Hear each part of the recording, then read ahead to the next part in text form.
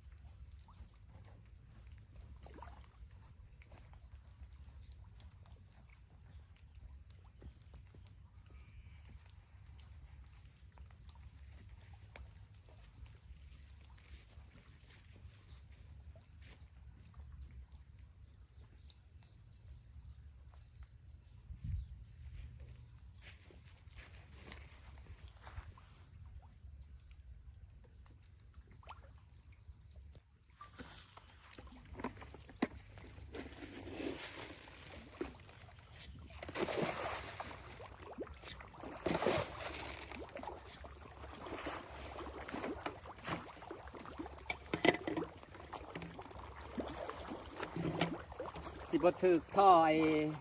ปลาหมูบ่เนาะ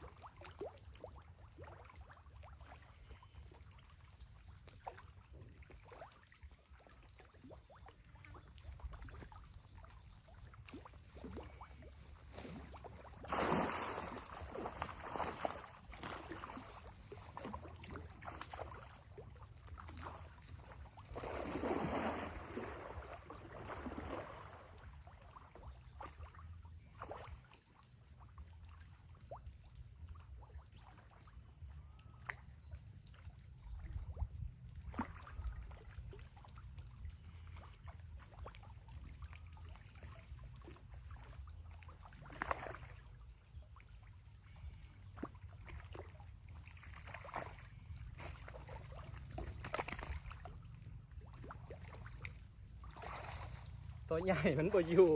มีแต่ตัวน้อยอยู่ตัวใหญ่บ่อยู่ไปเบิด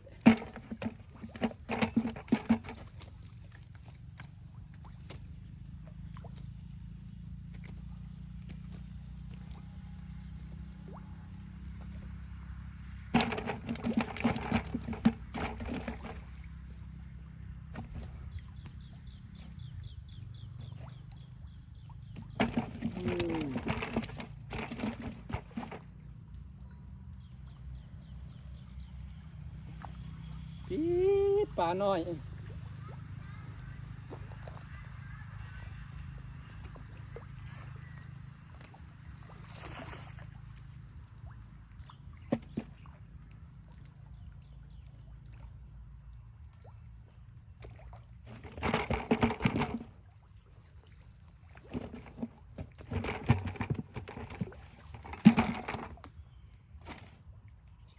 3 ตัวพอกินได้แหละพี่น้องราดพริก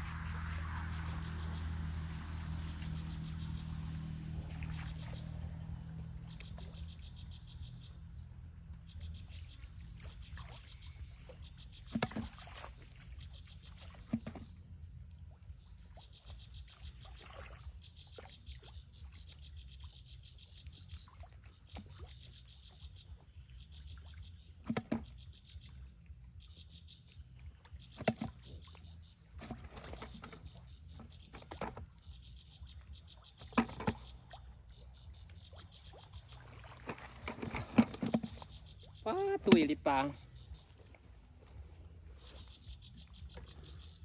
เบิ่งปลานินพี่น้อง3 โตก็เศษราดพริกแมลง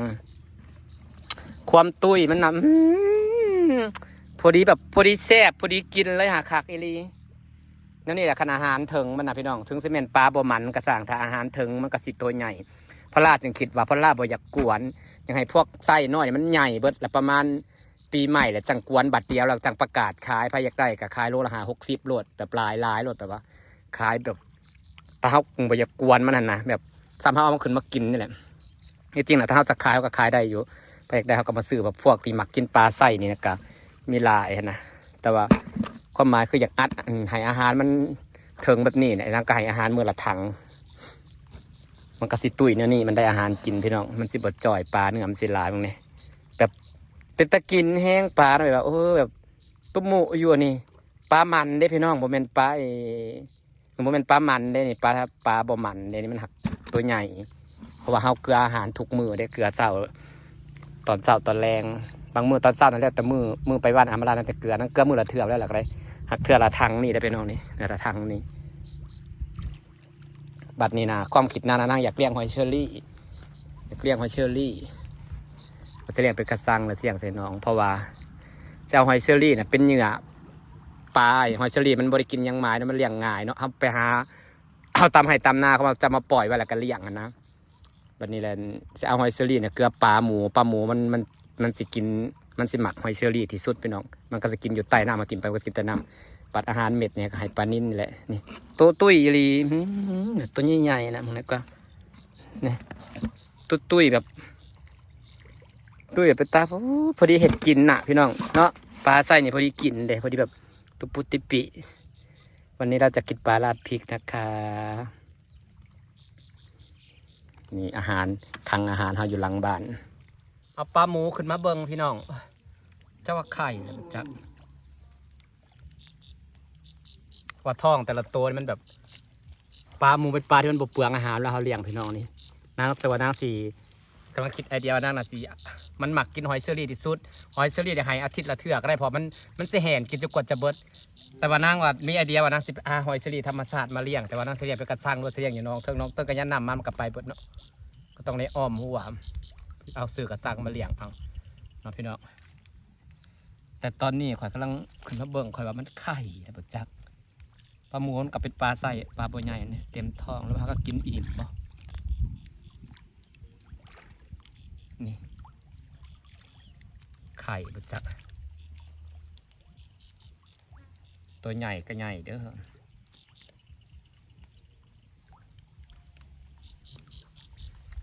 ปล่อยลงคืน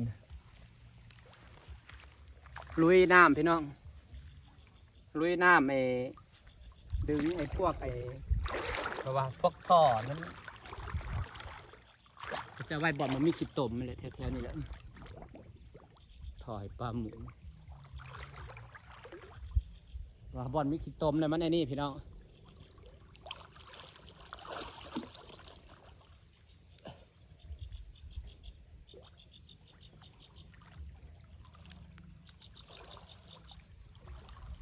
สีง่ายตัวบอดมีขี้ตมมาไหวพี่ไหวบอดมันบ่มีขี้ตมแบบว่าแล้วแบบท่อมันดิกลงขี้ตมพี่น้อง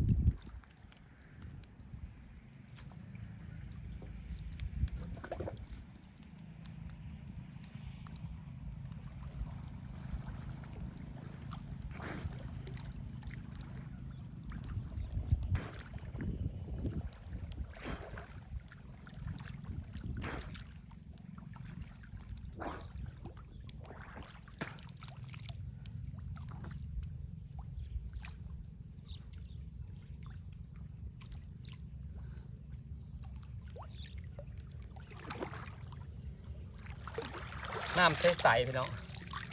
น้ำลายก็บ่ค่อย